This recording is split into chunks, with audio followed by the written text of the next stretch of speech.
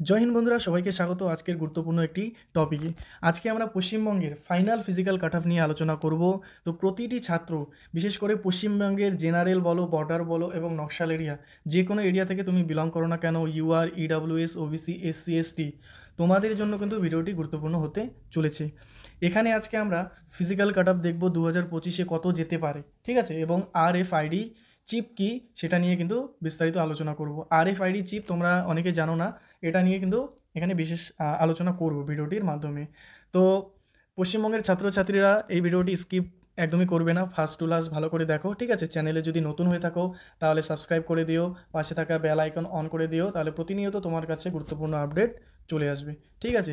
তো চলো আজকে আর বেশি কথা না বলে ফাইনাল ফিজিক্যাল কাট অফ দেখে নিই, ঠিক আছে।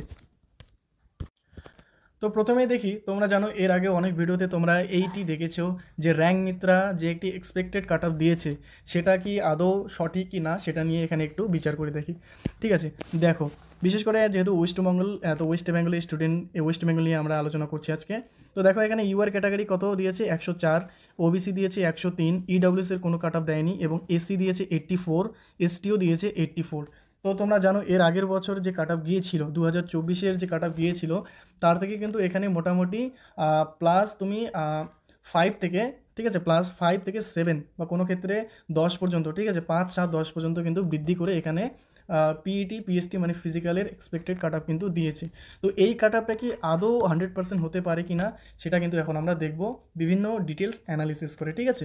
এদিক ওদিকের কোনো কথা বলবো না, পুরোপুরি 100% প্রিভিয়াস ইয়ার ডেটা অ্যানালিসিস করেই কিন্তু এই র্যাঙ্ক মিত্রের কাট অফটা সঠিক কিনা এবং কত কাট অফ যেতে পারে সেটা কিন্তু দেখে নেব। তো যারা যারা এখনও চ্যানেলটিতে যুক্ত আছো বা চ্যানেলটিতে দেখছো, অতি অবশ্যই একটি লাইক করে দিও, ঠিক আছে। তো চলো পরবর্তী বিষয়গুলি দেখে নিই। দেখো প্রথমে যেটা আমরা দেখি সেটা হচ্ছে নর্মালাইজেশন স্কোর। তো 2025-এ যারা যারা এক্সাম দিয়েছো সবারই কিন্তু পরীক্ষা 2024-এর তুলনায় 2025-এর যে এক্সাম হয়েছে সেখানে কিন্তু কোশ্চেন প্যাটার্ন কিছুটা হলেও হাই লেভেলের কোশ্চেন এসেছে।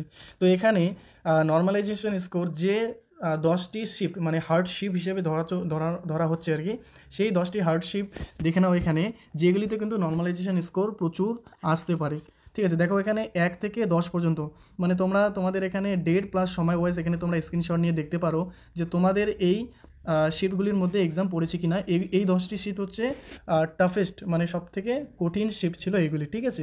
এটা র্যাঙ্ক আইকিউর দ্বারা এটা দেওয়া হয়েছে। তো দেখো এখানে 1 থেকে 10 পর্যন্ত যে শিফটগুলি রয়েছে এখানে কিন্তু নর্মালাইজেশন স্কোর দেখো 17 থেকে শুরু করে কিন্তু কমতেছে, ঠিক আছে। তো এটা হচ্ছে র্যাঙ্ক আইকিউর একটা ডিটেলস। এবং এরপরে যেটা দেখবো যে সবথেকে কম কঠিন মানে সবথেকে কম হার্ড লেভেলের যে শিফটগুলি ছিল সেটা হচ্ছে দেখো 31 থেকে 42 পর্যন্ত, যেখানে দেখো তোমাদের ডেট আর সময় এবং তোমাদের এখানে নর্মালাইজেশন স্কোর কিন্তু দেওয়া আছে। তো দেখো সবথেকে ইজি যে শিফট এবছর ধরা হয় সেটা হচ্ছে এই দেখো 25/2/2025 3টে থেকে 4টের মানে থার্ড শিফটের যে হয়েছিল পরীক্ষা, এই শিফটটিকে কিন্তু সবথেকে ইজি শিফট হিসেবে 2025-এ ধরে রাখা হয়েছে। কিন্তু এখানে নর্মালাইজেশন কত দিয়েছে দেখো 0। এটা কি আদৌ সম্ভব? 2024-এর ডেটা আমরা অফিসিয়াল নর্মালাইজেশন স্কোর দেখেছি, যেখানে ইজি থেকে শুরু করে কঠিন সবাইকে কিন্তু তুমি ধরে রাখতে পারো +8-এর উপরেই নাম্বার দিয়েছে, ঠিক আছে। +8 মানে যে শিফটে খুব ইজি ছিল তাকেও +8, যারা কঠিন ছিল তাদের কিন্তু +8-এর বেশি নম্বর দিয়েছিল। তো 0 কিন্তু মানে হতে পারে না। তো এখানে যে ডেটা দেওয়া আছে, এখানে যে নর্মালাইজেশন মার্কস দেওয়া আছে, তোমরা ধরে রাখতে পারো এখানে এই নর্মালাইজেশন মার্কসের সাথে প্লাস তোমরা মোটামুটি 5 থেকে 7 নম্বর কিন্তু বেশি এক্সপেক্টেড করতে পারো, যে এই নর্মালাইজেশন যত দেওয়া আছে তার থেকে 5-7 নম্বর কিন্তু বেশি আসবে, ঠিক আছে। এরপরে দেখো নর্মালাইজেশনের ব্যাপারটা যেটা বলছিলাম, 2022-এর কোশ্চেন লেভেল যথেষ্ট ভালো ছিল, যেখানে নর্মালাইজেশন সবথেকে বেশি কত দিয়েছিল 14 দিয়েছিল। এবং 2023-24-এ সবথেকে বেশি নর্মালাইজেশন কত দিয়েছিল দেখো 25 দিয়েছিল কিন্তু। এবং 2025-এ নর্মালাইজেশন কত যেতে পারে সেটাই তো আমাদের এখানে আলোচ্য বিষয়। তো দেখো আমরা যেটা দেখলাম যে 2022 ও 23-24-এর কোশ্চেন লেভেল কিন্তু মোটামুটি একই ধরনের ছিল, কিন্তু 2025-এর কোশ্চেন লেভেল কিন্তু মডারেট টু হার্ড লেভেলের ছিল, যার জন্য এবছর কিন্তু আমরা 15 থেকে 25 বা 25-এরও বেশি কিন্তু এবছর নর্মালাইজেশন মার্কস যেতে পারে। এটা কিন্তু আমরা এক্সপেক্টেড করতে পারি, কেননা যারা এক্সাম দিয়েছো তোমরা জানো এবছর প্রশ্নপত্র কতটা হার্ড লেভেলের এসেছে, ঠিক আছে। এরপর দেখো আমরা 2024 ও 25-এর ভ্যাকেন্সি, টোটাল ফর্ম, কতজন সিবিটি এক্সাম দিয়েছে এবং ফিজিক্যালে কতজন ডাক পেয়েছে, এই বিষয়গুলি দেখলে কিন্তু আমরা মোটামুটি একটা ধারণা পেতে পারি। দেখো 2024-এ টোটাল ভ্যাকেন্সি কত ছিল? 46,617টি, যেখানে 2025-এ আছে 39,481 প্লাস, যেহেতু ভ্যাকেন্সি ইনক্রিজ হওয়ার সম্ভাবনা রয়েছে। তো এই দেখো টোটাল ফর্ম 2024-এ অ্যাপ্লাই করেছিল কত?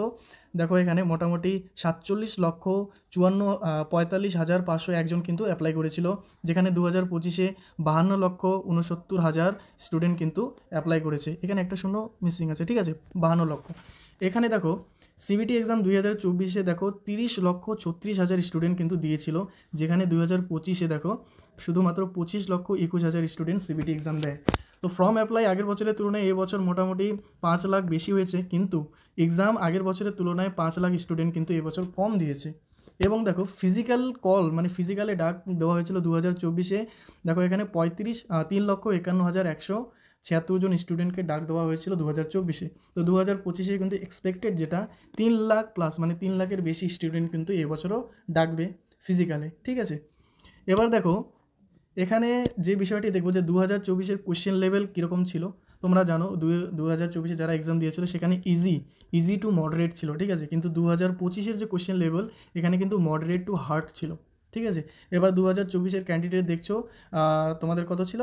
30,36,000 স্টুডেন্ট তোমাদের টোটাল সিবিটি এক্সাম দিয়েছে, কিন্তু 2025-এর ক্যান্ডিডেট কত দিয়েছে? শুধুমাত্র দেখো 25,21,000 স্টুডেন্ট কিন্তু এবছর তোমাদের কি সিবিটি এক্সাম দিয়েছে। তো এখান থেকেই তো আমরা এক্সপেক্টেড করতে পারি যে এই বছর কাট অফ কিন্তু কমার চান্স রয়েছে। তা আদৌ কি কমবে না সেটা কিন্তু পরবর্তী স্টেপগুলিতে আমরা দেখে নেব, ঠিক আছে। তো এইগুলি হচ্ছে মেন বিষয় যেখান থেকে আমরা এক্সপেক্টেড করতে পারি যে এবছর কাট অফ কমবে, ঠিক আছে। তো এখানে দেখো এই যে চার্টটি দেখছো এটি হচ্ছে 2024-এর ফিজিক্যাল অফিসিয়াল কাট অফ, ঠিক আছে, অফিসিয়াল কাট অফ যেটা 2024-এ দিয়েছিল, যে কাট অফের ওপর ভিত্তি করে স্টুডেন্টরা ফিজিক্যাল দিতে গিয়েছিল। তো এখানে দেখো বিভিন্ন এরিয়া ওয়াইজ ক্যাটাগরি ওয়াইজ এখানে দেখো ফিজিক্যাল মার্কস রয়েছে কত। তো তোমরা এই বিষয়গুলি এখানে দেখো তোমরা নিজেদের ইসে অনুযায়ী স্ক্রিনশট নিয়ে রাখতে পারো। এটি হচ্ছে ফিমেলদের জন্য, ঠিক আছে, এটি হচ্ছে ফিমেল 2024-এর অফিসিয়াল কাট অফ। এবং এখানে দেখো এক্সপেক্টেড কাট অফ মেল, ঠিক আছে, এখানে 2024-এর এটি হচ্ছে মেল তোমাদের হচ্ছে অফিসিয়াল কাট অফ। এটা ক্যাটাগরি ওয়াইজ ইডব্লিউএস বিভিন্ন ক্যাটাগরিতে এই হচ্ছে পশ্চিমবঙ্গের বিভিন্ন স্টুডেন্ট মেল ক্যাটাগরির ফিজিক্যাল কাট অফ ছিল, এটা অফিসিয়াল কাট অফ। এবার আমরা যে বিষয়টি দেখব সেটা হচ্ছে যে এবছর কত কাট অফ যেতে পারে সেটা নিয়ে কিন্তু এখন আমরা আলোচনা করব। এই যে ডেটাটি আমি এখানে দিয়েছি এটা কিন্তু পুরোপুরি প্রিভিয়াস ইয়ার ডেটার উপর বেস করে, ঠিক আছে। তো আশা করি এই যে এক্সপেক্টেড কাট অফ আছে এই কাট অফের মধ্যেই তোমাদের কিন্তু এবছর ফিজিক্যালের জন্য ডাক দেওয়া হবে, ঠিক আছে। তো এই কাট অফটি কি সেটা আগে দেখে নিই। এটি কিন্তু শুধুমাত্র পশ্চিমবঙ্গের বিভিন্ন এলাকা ভিত্তিক স্টুডেন্টদের জন্য, ঠিক আছে, শুধুমাত্র ওয়েস্ট বেঙ্গল, ঠিক আছে। তো চলো দেখে নেওয়া যাক এখানে আমি কাট অফটি যেটা দিয়েছি সেটা কি দাঁড়াচ্ছে। তোমরা তোমাদের এরিয়া ক্যাটাগরি ওয়াইজ কিন্তু মিলিয়ে নেবে, ঠিক আছে। দেখো এখানে ইডব্লিউএস ক্যাটাগরি প্রথমে যদি দেখি নকশাল এরিয়াতে, ঠিক আছে, নকশাল এরিয়াতে এটি মেল এটি ফিমেল, ঠিক আছে। নকশাল এরিয়াতে দেখো তোমাদের মেল কত এবছর যেতে পারে 47 +-3, ঠিক আছে। এবছর কিন্তু 47 +-3 কিন্তু কাট অফ তোমাদের যেতে পারে। এবং ফিমেল কিন্তু 50 +-3, ঠিক আছে, 50 +-3 কিন্তু এবছর কাট অফ যেতে পারে, ঠিক আছে। এবং ইডব্লিউএস ক্যাটাগরিতে জেনারেল ডিস্ট্রিক্টে যারা রয়েছে তোমাদের কাট অফ যেতে পারে 74 +-3, ঠিক আছে। এবং ফিমেল 77 +-3। এবং বর্ডার এরিয়া কত যেতে পারে 45 +-3 এবং ফিমেলও ঠিক 45 +-3, ঠিক আছে। ওবিসি ক্যাটাগরিতে যদি আমরা দেখি তো নকশাল এরিয়াতে মেল কত যেতে পারে এবছর 88 +-3, ঠিক আছে, 88 +-3। ফিমেল কিন্তু 90 +-3 এবছর যেতে পারে। এছাড়া ওবিসি জেনারেল এরিয়াতে দেখো কত যেতে পারে, মেল যেতে পারে 94 +-3, ফিমেলও ঠিক একই 94 +-3 কিন্তু এবছর যেতে পারে। বর্ডার এরিয়া ওবিসি যদি আমরা দেখি তো এবছর মেল কত যেতে পারে 77 +-3, ফিমেল 82 +-3 কিন্তু যেতে পারে। তো এখানে দেখো মেলের থেকে ফিমেল কাট অফ কিন্তু একটু বেশি রয়েছে।